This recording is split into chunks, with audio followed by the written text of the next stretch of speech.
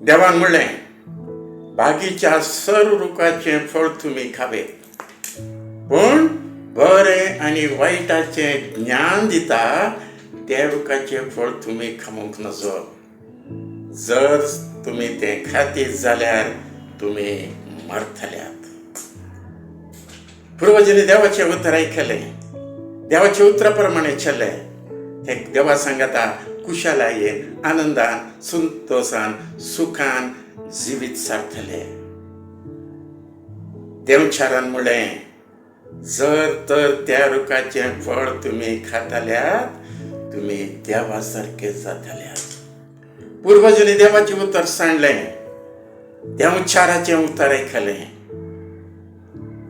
आनी ते कश्टांत पडले, दुखांत पडले, बेजारायेन पडले.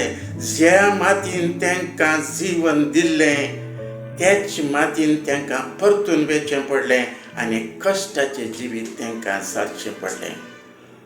जर तर आमचे जिवितांत सूख आसा, शांती आसा, समाधान आसा, आनंद आसा, बरेंपण आसा, तर आमी देवाचें उतर आयकलां. जर आमच्या जिवितांत तें ना, आमी चिंतून पळया आमी कोणाचें उतर आयकलां. जिवीत दिवचें देवाचें उतर या मरण हाडचें देवचाराचें उतर.